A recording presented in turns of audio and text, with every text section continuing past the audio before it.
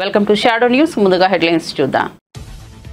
ఎట్టకేలకు సీఎం రేవంత్ రెడ్డిని కలిసిన మాజీ ఎమ్మెల్యే గుమ్మడి నర్సయ్య. అసెంబ్లీ ప్రాంగణంలో సీఎంను కలిసిన గుమ్మడి నర్సయ్య మాజీ ఎమ్మెల్యేని ఆప్యాయంగా పలకరించిన సీఎంను కలిసేందుకు అవకాశం ఇవ్వడం లేదంటూ ఇటీవల నర్సయ్య ఆవేదన. వైవి సుబ్బారెడ్డి తల్లి పార్థివ దేహానికి నివాళులు అర్పించిన జగన్. నిన్న తెల్లవారుజామున తుది శ్వాస విడిచిన సుబ్బారెడ్డి మాతృమూర్తి. మేదరమెట్టలోని సుబ్బారెడ్డి నివాసానికి వెళ్లిన జగన్. సుబ్బారెడ్డి కుటుంబ సభ్యులను ఓదార్చిన జగన్. ట్రిపుల్ ఆర్ గురించి కీలక అప్డేట్ ఇచ్చిన కోమటిరెడ్డి. 2 నెలల్లో ట్రిపుల్ ఆర్ పనులు ప్రారంభించేందుకు గడ్కరీ హామీ ఇచ్చారన్న కోమటిరెడ్డి. 3 నుంచి 4 ఏళ్లలో పనులు పూర్తి చేస్తామని వెల్లడి. ఈ ప్రాజెక్టు పూర్తయితే హైదరాబాద్ రూపురేఖలు మారిపోతాయని వ్యాఖ్య. విశాఖలో ఏఐ స్పోర్ట్స్ యూనివర్సిటీలు ఏర్పాటు చేసే యోచనలో ఉన్నామన్న నారా లోకేష్. 2016లో ప్రైవేటు యూనివర్సిటీల బిల్లు తీసుకొచ్చామని, అందులోని లోపాలు సరిదిద్ది కొత్త చట్టం తెస్తామన్న మంత్రి.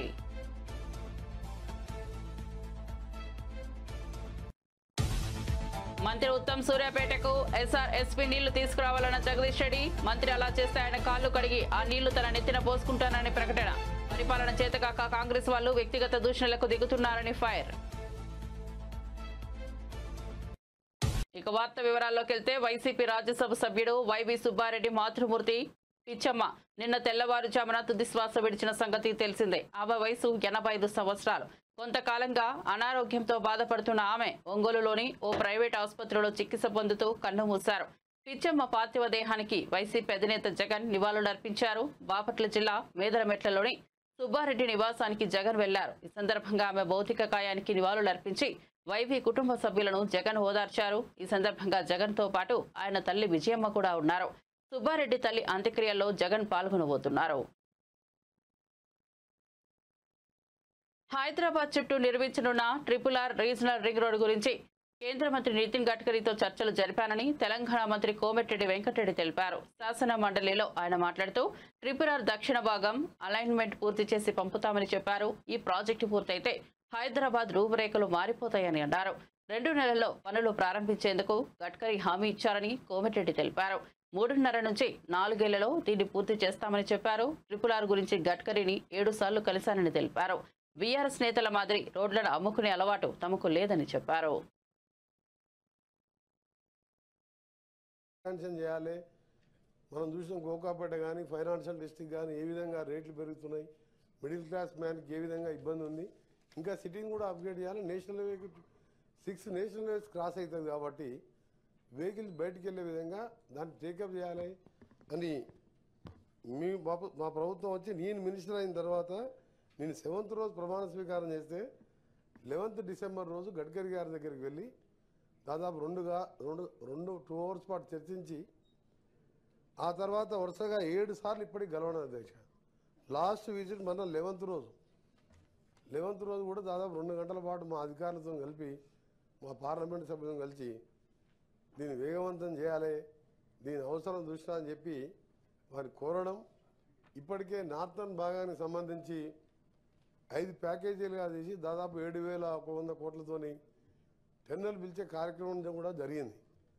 కానీ కొన్ని పర్మిషన్స్ కానీ మళ్ళా క్యాబినెట్ అప్రూవల్ అయిన తర్వాతనే నేను చేయాలని చెప్పి అప్పుడు ఈ టెండర్స్ని కూడా ఓపెనింగ్ పోస్ట్పోన్ 2 సార్లు పోస్ట్పోన్ చేయడం జరిగింది.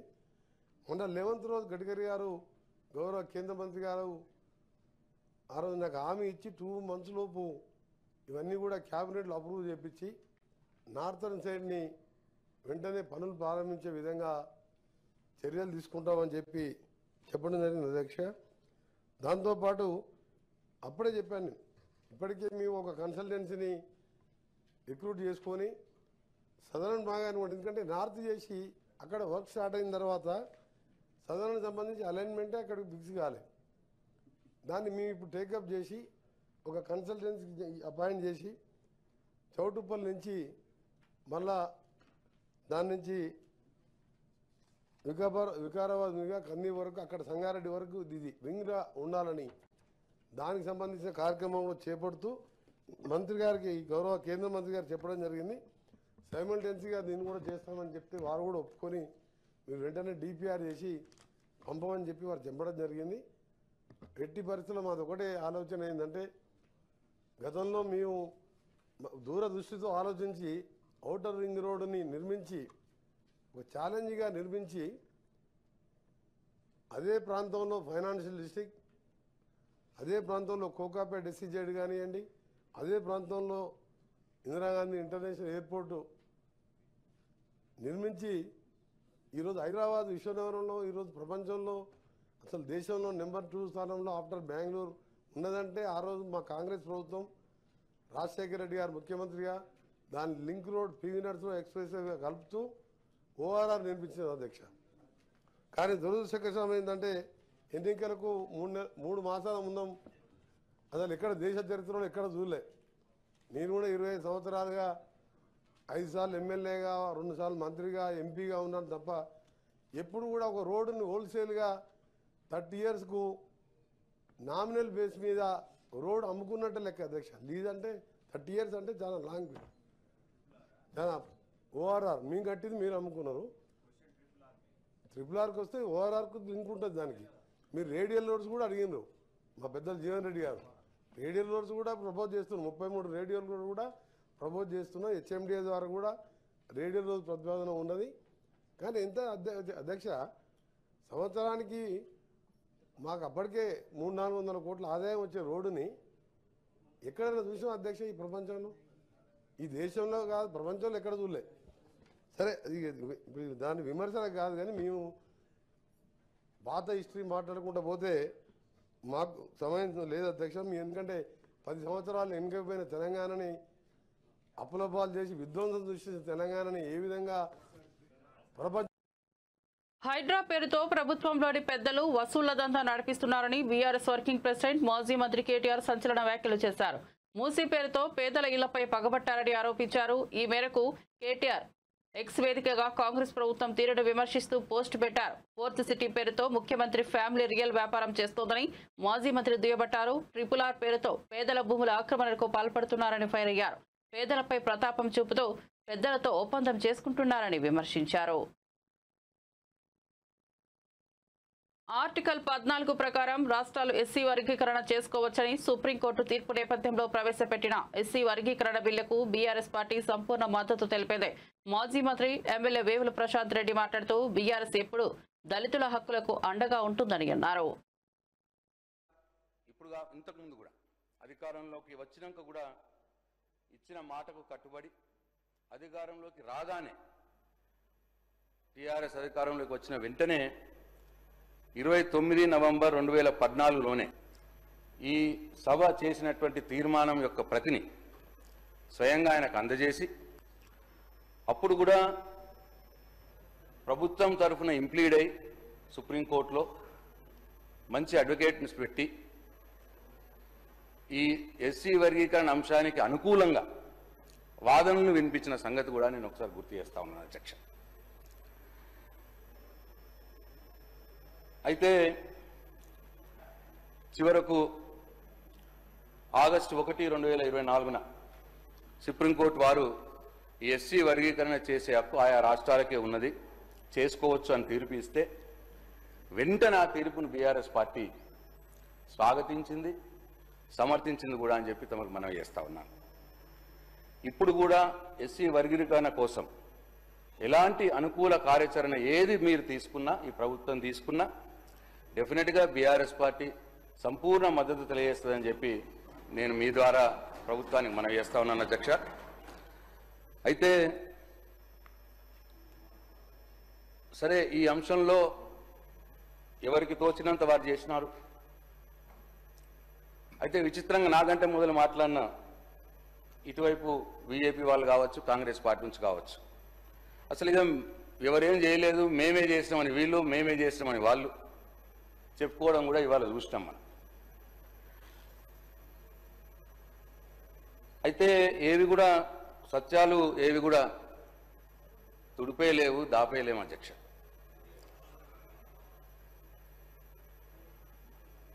డెఫినెట్గా అధ్యక్ష 2004 నుంచి 2014 మట్టుకు యూపీఏ గవర్నమెంట్ ఉన్నది. వారే ఉషా మెహ్రా కమిషన్ వేసినారు. ఉషా మెహ్రా కమిషను ఎస్సీ వర్గీకరణ రాజ్యాంగ సవరణ చేయాలి, ఎస్సీ వర్గీకరణ చేయాలి అని చెప్పి సిఫారులు చేసింది. కానీ అది ఏం కారణమో ఏమో ఆ 10 సంవత్సరాలు మాత్రం కార్యరూపంలోకి దాల్చలేదు అధ్యక్ష. ఇది సత్యం. ఇక్కడ కాంగ్రెస్ పార్టీ అధికారంలో ఉన్నది, అక్కడ కాంగ్రెస్ పార్టీ అధికారంలో ఉన్నది అధ్యక్ష. అట్లనే అధ్యక్ష ఇంకా విషయం, ఈ వర్గీకరణ కోసం మద్దతు రావట్లేదు, మాకు రావాల్సినంత చట్టసభల నుంచి కావచ్చు అని చెప్పి మాదిగ సోదరులు ఉద్యమాన్ని చాలా ఉధృతంగా చేసినారు ఆ సందర్భంలో, ఆ 10-15 సంవత్సరాలు. ప్రైవేట్ వర్సిటీల సవరణ బిల్లుకు ఏపీ అసెంబ్లీ ఆమోదం తెలిపింది. అమరావతిలో బిడ్స్ ప్రాంగణానికి 70 ఎకరాలు కేటాయించేందుకు ప్రభుత్వం నిర్ణయం తీసుకుంది. డీప్ టెక్ యూనివర్సిటీ ఏర్పాటు ప్రణాళికలు సాగుతున్నాయని, విశాఖలో ఏఐ స్పోర్ట్స్ వర్సిటీలు ప్రారంభిస్తామని మంత్రి నారా లోకేష్ తెలిపారు. 2016లో తెచ్చిన బిల్లులోని లోపాలను సరిచేసి కొత్త చట్టాలు అమలు చేస్తామని అన్నారు. 2016లో ఈ ప్రైవేట్ యూనివర్సిటీస్ చట్టం తీసుకొస్తాం జరిగింది. గత ప్రభుత్వం దీనికి 5 సవరణలు చేసింది అధ్యక్ష. ఆ సవరణలు నిన్న నేను ఒక ప్రశ్న ప్రిపేర్ అయ్యే సమయానికి నేను చదివితే అధ్యక్ష, మనం చేసిన చట్టాలు యూజీసీ గైడ్ లైన్స్ కి విరుద్ధంగా ఉంది. అంటే వాళ్ళు ఏం చెప్పారంటే, ఈ రోజు గ్రీన్ ఫీల్డ్ యూనివర్సిటీ ఏర్పాటు చేయాలంటే టాప్ 100 గ్లోబల్ యూనివర్సిటీస్ తో జాయింట్ డిగ్రీ ఉండాలి అని చెప్తాం జరిగింది. కానీ యూజీసీ ఏమంటుందంటే, జాయింట్ డిగ్రీ ఇవ్వాలంటే మినిమం ఇన్ని సంవత్సరాలు ఆ యూనివర్సిటీ ఆపరేషన్ లో ఉండాలి, ఇన్ని ఇయర్స్ అయి ఉండాలి అని చెప్తున్నారు. అంటే we're in conflict with UGC. So నేను మొన్న కూడా కౌన్సిల్ లో చెప్పాను, ఆ చట్టాన్ని మనం సవరణ చేయాలి, కానీ కొంచెం డీటెయిల్డ్ గా చేద్దాం. అంటే హడావుడిగా చేస్తాం, మళ్ళీ పొరపాట్లు చేస్తాం. కొంచెం డీటెయిల్డ్ గా చేసి ఆ చట్టాలని సవరిస్తాం జరుగుతుంది, దాంట్లో ఎలాంటి సందేహం లేదు. పెద్దలన్నట్టు పెద్ద ఎత్తున యూనివర్సిటీస్ మనం ప్రోత్సహించాలి. అంటే మేమందరం ముద్దుగా తాతయ్య అంటాం. సో బుచ్చయ్య తాతయ్య చెప్పింది ఏంటంటే, చట్టాలు మేము సవరించాలి, దాంట్లో ఎలాంటి డౌట్ లేదు. ఫారిన్ యూనివర్సిటీస్ మన ఇక్కడ ప్రోత్సహించాలి. అంతేకాకుండా మన దేశంలోనే ఒక అద్భుతమైన ఇన్స్టిట్యూషన్స్ ఉన్నాయి. ఒక ఉదాహరణ బిట్స్. ఈరోజు అధ్యక్ష నిన్నే కేబినెట్ మీటింగ్ లో బిట్స్ అమరావతిలో ఏర్పాటు చేసేందుకు 70 ఎకరాలు కేబినెట్ కూడా ఆమోదం తెలిపింది అధ్యక్ష. బిట్స్ ఆంధ్ర రాష్ట్రానికి వస్తుంది. అంతేకాకుండా అధ్యక్ష టాటా గ్రూప్, ఎల్ఎన్టీ, ఐఐటి మెడ్రాస్, ప్రత్యేకంగా యూనివర్సిటీ ఆఫ్ టోక్యో తో కలిసి డీప్ టెక్ యూనివర్సిటీ, అంటే నెక్స్ట్ జనరేషన్ ఏఐ ఎంఎల్ కాకుండా నెక్స్ట్ జనరేషన్ యూనివర్సిటీ ఏర్పాటు చేయాలి.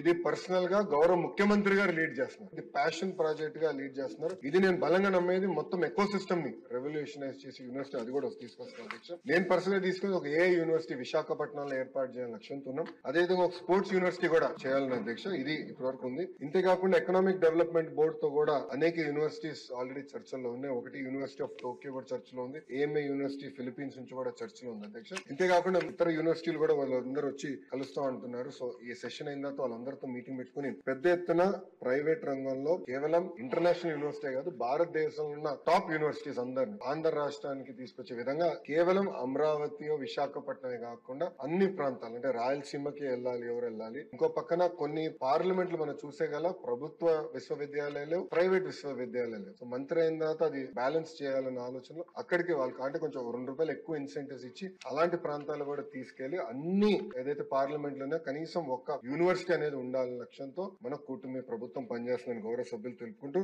అధ్యక్ష, 2016లో ఈ ప్రైవేట్ యూనివర్సిటీస్ చట్టం తీసుకొస్తాం జరిగింది. గత ప్రభుత్వం దీనికి 5 సవరణలు చేసింది అధ్యక్ష. ఆ సవరణలు నిన్న నేను ఒక ప్రశ్న ప్రిపేర్ అయ్యే సమయానికి నేను చదివితే అధ్యక్ష, మనం చేసిన చట్టాలు యూజీసీ గైడ్ లైన్స్ కి విరుద్ధంగా ఉంది. అంటే వాళ్ళు ఏం చెప్పారంటే, ఈ రోజు గ్రీన్ కాంగ్రెస్ పాలనలోనే బీసీలకు తీవ్ర అన్యాయం జరిగిందని ఎమ్మెల్సీ కల్వకుంట్ల కవిత ఆరోపించారు. కాలేర్కర్ కమిటీ నివేదికను కాంగ్రెస్ పక్కన పెట్టిందని, మండల్ కమిషన్ అమలును ఇందిరాగాంధీ 10 ఏళ్ల పాటు నిలిపివేసిందని గుర్తు చేశారు. రాజీవ్ గాంధీ పార్లమెంట్లో బీసీలకు వ్యతిరేకంగా మాట్లాడారని, 2011లో యూపీఏ హయాంలో 4,300 కోట్లతో నిర్వహించిన నివేదికను ఇప్పటికీ బయట పెట్టలేదని ప్రశ్నించారు. ఒక రెవల్యూషనరీ బిల్ తెచ్చినందుకు వాస్తవానికి కూడా నేను ప్రభుత్వాన్ని అభినందిస్తా ఉన్నాను అధ్యక్ష. ఎందుకంటే ఇట్లాంటి బిల్లు తెచ్చినప్పుడు బాధ్యత ఎక్కువ ఉండాలి. ఇంకా అదే నేను అడుగుతా ఉన్నా, ఇంకా సీరియస్నెస్ ఎక్కువ ఉండాలని నేను అడుగుతా ఉన్నాను తప్ప ఇంకోటి లేదు అధ్యక్ష. అయితే సంపూర్ణ స్వరాజ్యం ఎప్పుడు సాధ్యమవుతుందంటే, నేను చెప్పేది బీసీ, ఎస్సీ, ఎస్టీ మహిళలందరికీ కూడా అవకాశం ఉన్నప్పుడే సంపూర్ణ స్వరాజ్యం సాధ్యమవుతుంది అధ్యక్ష. మన దేశంలో గొప్ప గొప్ప మనుషులు, ఛత్రపతి శివాజీ లాంటి వాళ్ళు, సాహు మహారాజ్ లాంటి వాళ్ళు, పెరియార్ గారు, నారాయణ గురు గారు, మన రాష్ట్రంలో అధ్యక్ష సర్దార్ సర్వాయి పాపన్న గౌడ్ గారు, పండుగ సాయన్న ముదిరాజు గారు, చాకెల ఐలమ్మ గారు, దొడ్డి కొమరయ్య కుర్మ గారు, అట్లా వీళ్ళందరి పోరాట గాథలు, వీర చరిత్రలు, అద్భుతమైనటువంటి అంశాలు ఉన్నాయి అధ్యక్ష. ఇవన్నీ ఇంతమంది త్యాగదనులు, ఇంతమంది పోరాట వీరులు ఉన్నటువంటి సందర్భంలో కూడా అధ్యక్ష అందాల్సినటువంటి అవకాశాలు మాత్రం అందలేదన్నది వాస్తవం అధ్యక్ష. అది ఏ ఇండిసెస్ తీసుకోండి, ఇవాళ కేంద్ర ప్రభుత్వంలో ఉన్నటువంటి ఉద్యోగుల సంఖ్య తీసుకుంటే అధ్యక్ష మనకు రిజర్వేషన్ ఎప్పుడో వచ్చింది, కానీ ఇప్పటికి కూడా 23% బీసీలు కేంద్ర ప్రభుత్వ ఉద్యోగుల్లో దాటలేదు అధ్యక్ష. అదేవిధంగా మన యూపీఎస్సీలో జరిగేటటువంటి రిక్రూట్మెంట్లో కూడా వాస్తవానికి రిజర్వేషన్ 27% ఉంటుంది కానీ అధ్యక్ష అన్ఫార్చునేట్లీ 7 to 8% కూడా బీసీలు యూపీఎస్సీలో రాలేనటువంటి పరిస్థితి ఉంది అధ్యక్ష. మరి ఒకవేళ గ్లోబల్ ర్యాంకింగ్స్ చూసుకుంటే అధ్యక్ష 194 దేశాల జాబితాలో మన భారతదేశం 144వ స్థానంలో ఉంది అధ్యక్ష, అంటే తలసరి ఆదాయం విషయంలో. కానీ దేశ తలసరి ఆదాయం వర్సెస్ బీసీల తలసరి ఆదాయం చూసుకున్నట్లయితే అధ్యక్ష అసలు $2,500 పర్ హెడ్ మనది కంట్రీలో ఉంటే బీసీలకు ఉండేటటువంటి పర్ క్యాపిటల్ ఇన్కమ్ అధ్యక్ష $500 కూడా లేదు. అంటే అసమానతలు, ఇందాక అన్న ఏవిఎన్ రెడ్డి గారు అద్భుతంగా మాట్లాడారన్న, అసమానతలు మన దేశంలో ఎట్లా ఉన్నాయనేటటువంటి అంశం. మరి దీనికి కారణం ఎట్లా అధ్యక్ష? మన దేశంలో సంపదను చూసినట్టయితే 50% జనాభా ఉన్న బీసీల దగ్గర కేవలం 15% మాత్రమే సంపద ఉంది అధ్యక్ష. ఎందుకు వచ్చింది అసమానతలు అని అంటే డెఫినెట్గా ప్రపంచీకరణ జరిగింది అధ్యక్ష, పారిశ్రామికీకరణ జరిగింది, సాంకేతిక పురోభివృద్ధి జరిగింది. అయితే ఈ బీసీ అని కాన్సెప్ట్ మనం లూజ్గా వాడుతున్నాం, కానీ ఈ బీసీలలో భిన్న వృత్తుల సమాహారం ఉన్నటువంటి వ్యక్తులు ఉంటారు అధ్యక్ష. ఒకటే టైప్ వ్యక్తులు ఉన్నారు, అన్ని వృత్తులు చేసినటువంటి వాళ్ళందరూ ఉంటారు. కాబట్టి ఎప్పుడైతే ప్రపంచీకరణ జరిగిందో, ఎప్పుడైతే పారిశ్రామికీకరణ జరిగిందో, ఇండస్ట్రియలైజేషన్ జరిగిందో అధ్యక్ష, ఎప్పుడైతే సాంకేతిక పురోభివృద్ధి జరిగిందో అప్పుడు శ్రమ, పెట్టుబడి, ఉత్పత్తి ఇవి ప్రధానంగా జరిగి గ్రామాల్లో ఉన్నటువంటి సాంప్రదాయ వృత్తులన్నీ పోయి అందరూ కూడా పట్టణాలకు వలసలు వచ్చేటటువంటి పరిస్థితి వచ్చింది. నిన్న కూడా ఇక్కడ బీఆర్ఎస్ నేత మాజీ మంత్రి జగదీష్ రెడ్డి మీడియాతో మాట్లాడుతూ కీలక వ్యాఖ్యలు చేశారు. సూర్యాపేటలో పంటలు ఎండిపోతున్నాయని, ఎండిపోయిన పంటకు కాంగ్రెస్ ప్రభుత్వం ఎకరాకి 30,000 పరిహారంగా ఇవ్వాలని డిమాండ్ చేశారు. రాష్ట్ర నీటిపారుదల శాఖ మంత్రి ఉత్తమ్ కుమార్ రెడ్డి సూర్యాపేటకు ఎస్ఆర్ఎస్పీ దేవహదుల ప్రాజెక్టు నీళ్లు తీసుకొస్తే ఆయన కాళ్లు కడిగి ఆ నీళ్లు తన నెత్తిన చల్లుకుంటానని అన్నారు. ప్రభుత్వం, మంత్రులు చేతకాని మాటలు మాట్లాడుతున్నారని ఈ సందర్భంగా జగదీష్ రెడ్డి విమర్శించారు. ఈ రైతాంగాన్ని వేలాది లక్షలాది రైతాంగాన్ని చావగొడుతున్నారు మొత్తము. ఇది మీరు ఎవరిని చూసినా, ఎవరి నోట్ ఇట్లా మీరు రోడ్డు ముందు మీరు ఇది పెట్టినా ఎట్లా మాట్లాడుతున్నారో చూస్తున్నారు. రైతులు ఏ రకంగా పోటీపడి ముందుకు వస్తున్నారో చూస్తున్నారు. నేను మాట్లాడదా అంటే నేను మాట్లాడతా అని. రేవంత్ రెడ్డి బట్టలు ఇప్పుతావు, బట్టలు ఇప్పు తీసుకొడతావా? ఎందుకు నేను నిలదీస్తే రైతాంగం ఆ విషయాన్ని రిపోర్టర్ మిత్రులు వాళ్ళ మీడియాలో చూపిస్తే కొడతావా? జైలుకు పంపుతావా? మాట్లాడిన వాళ్ళని బట్టలు వేసి కొడతావు, అవి చూపించిన వాళ్ళని బట్టలు వేసి కొడతావా? ఇప్పుడు నీకు రిపోర్టర్లు అంటే భయం వేస్తుందా? ఇప్పుడు రిపోర్టర్లు నీకు సైతాన్లా కనబడుతున్నారా? ఇప్పుడు నీకు తల్లి బిడ్డలు గుర్తొస్తున్నారా? 5 ఏళ్ళుగా నువ్వు మాట్లాడిన భాష, నువ్వు ఏ నియోజకవర్గానికి పోయినా అక్కడ ఉన్న స్థానిక మంత్రుల గురించి, శాసనసభ్యుల గురించి నువ్వు మాట్లాడిన భాష, నువ్వు వాడిన పదాలు, కేసీఆర్ కుటుంబం గురించి నువ్వు మాట్లాడిన పదాలు, కేసీఆర్ కుటుంబం కొడుకు కూతురు రాజకీయాలు ఉన్నారు కాబట్టి మాట్లాడినంటే సరిపోతుందేమో.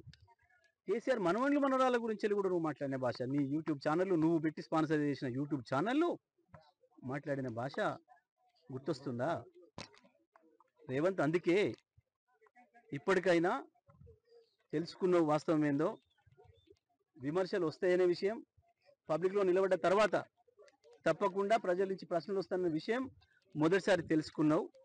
కానీ బుద్ధిగా ఉండు, సంస్కారంగా మాట్లాడడం నేర్చుకో. నీకు ప్రజల్ని బట్టలిప్పి కొట్టే హక్కు లేదు, కానీ ప్రజలకు ఉంది. నీ బట్టలు చింపేటట్టు కొట్టే హక్కు ప్రజలకు ఉంది. ఎందుకంటే నువ్వు బాకీ పడ్డావు ప్రజలకు.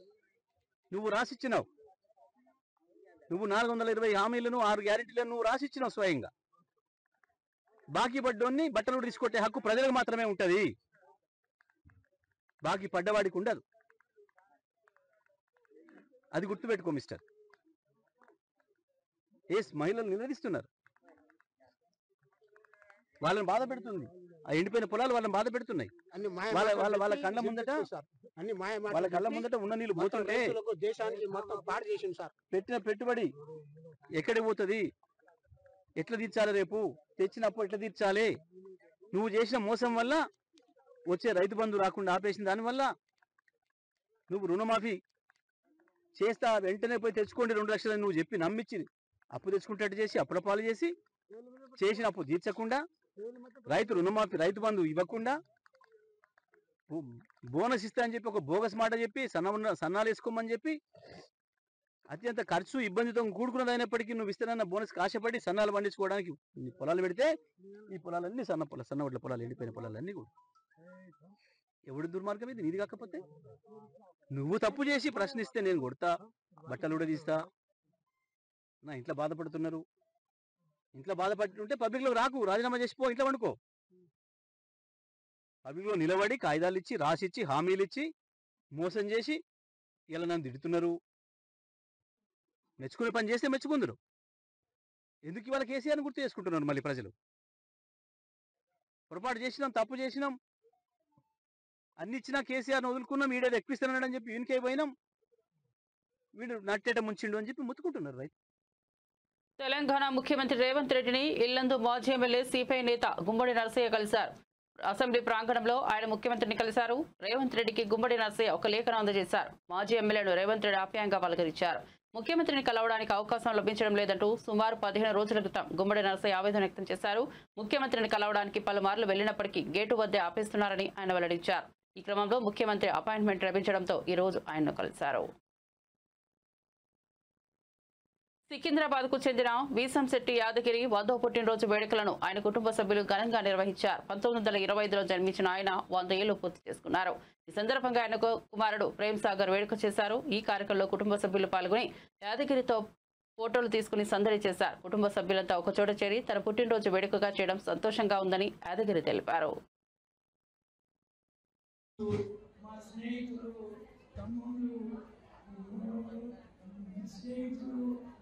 కామారెడ్డి, నిజామాబాద్, సిరిసిల్ల, వరంగల్, కరీంనగర్ ఇలా సిటీల నుంచి ఒక 2 నుంచి చాలా వచ్చాము. వాడు చాలా కష్టపడి వచ్చాము. వాడని మరి ధన్యవాదాలు. ఈ సంస్కృతి ఆగపల్లి ఇబ్రాహీంపట్నం తాలూకాలో ఆగపల్లిలో పుట్టాను. ఆగపల్లిలో పెరిగి ఆగపల్లిలో 3 రోజులు 4 రోజులు చదువుకొని ఆగపల్లికి వెళ్ళి అక్కడ ఆడదాల వ్యాపించే దేవాలయం బట్టలు రావడం చిన్నాలు చేసి అనేవాడిని. అక్కడ కొన్ని రోజుల తర్వాత హైదరాబాద్ సికింద్రాబాద్ వచ్చాము. సికింద్రాబాద్ సికింద్రాబాద్ అని షాప్ పెట్టాము. 2 రోజులు విడిపోయాము. విడిపోయిన తర్వాత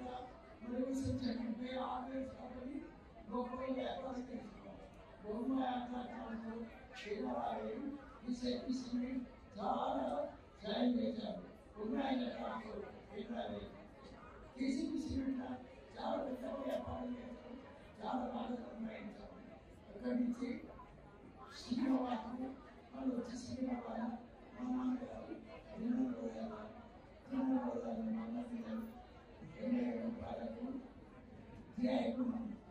మా నాన్న అందరి అందరికీ ఎన్నో నుంచి మా నాన్న 2వ తరగతిలో అందరి వ్యాపారాలు చేసి కొన్ని వ్యవహారాలు మంచిగా చేసి కొన్ని రోజులు కొన్ని రోజులు కొన్ని కష్టాలను మొదలుపోయాము.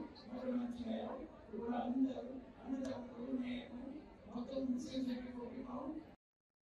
యాదగిరిగుట్ట శ్రీ లక్ష్మీ నరసింహస్వామిని మిస్ యూనివర్స్ విక్టోరియా కెజార్ హెల్విన్ దర్శించుకున్నారు. డెన్మార్క్ కు చెందిన ఆమె భారతీయ సంప్రదాయం ప్రకారం చీరకట్టుకుని ఆలయానికి వచ్చారు. ఆమెకు అధికారులు స్వాగతం పలికారు. స్వామివారికి విక్టోరియా ప్రత్యేక పూజలు నిర్వహించారు. దర్శనం అనంతరం ఆలయ అర్చకులు ఆమెకు వేద ఆశీర్వచనం చేసి తీర్థ ప్రసాదాలు అందజేశారు.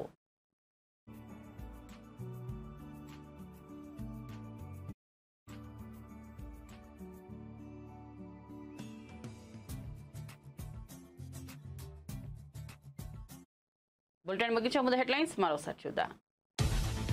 ఎట్టకేలకు సీఎం రేవంత్ రెడ్డిని కలిసిన మాజీ ఎమ్మెల్యే గుమ్మడి నరసయ్య. అసెంబ్లీ ప్రాంగణంలో సీఎంను కలిసిన గుమ్మడి నరసయ్య మాజీ ఎమ్మెల్యేని ఆప్యాయంగా పలకరించిన సీఎంను కలిసేందుకు అవకాశం ఇవ్వడం లేదంటూ ఇటీవల నరసయ్య ఆవేదన. వైవి సుబ్బారెడ్డి తల్లి పార్థివ దేహానికి నివాళులు అర్పించిన జగన్. నిన్న తెల్లవారుజామున తుదిశ్వాస విడిచిన సుబ్బారెడ్డి మాతృమూర్తి. మేదరమెట్టలోని సుబ్బారెడ్డి నివాసానికి వెళ్లిన జగన్. సుబ్బారెడ్డి కుటుంబ సభ్యులను ఓదార్చిన జగన్. RRR గురించి కీలక అప్డేట్ ఇచ్చిన కోమటిరెడ్డి 2 నెలల్లో RRR పనులు ప్రారంభించేందుకు గడ్కరీ హామీ ఇచ్చారన్న కోమటిరెడ్డి 3 నుంచి 4 ఏళ్లలో పనులు పూర్తి చేస్తామని వెల్లడి. ఈ ప్రాజెక్టు పూర్తయితే హైదరాబాద్ రూపురేఖలు మారిపోతాయని వ్యాఖ్య. విశాఖలో AI స్పోర్ట్స్ యూనివర్సిటీలు ఏర్పాటు చేసే యోచనలో ఉన్నామన్న నారా లోకేష్ 2016లో ప్రైవేట్ యూనివర్సిటీల బిల్లు తీసుకొచ్చామని అందులోని లోపాలు సరిదిద్ది కొత్త చట్టం తెస్తామన్న మంత్రి.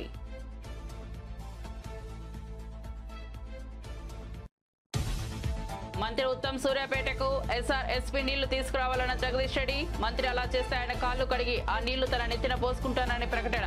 పరిపాలన చేతకాక కాంగ్రెస్ వాళ్ళు వ్యక్తిగత దూషణలకు దిగుతున్నారని ఫైర్.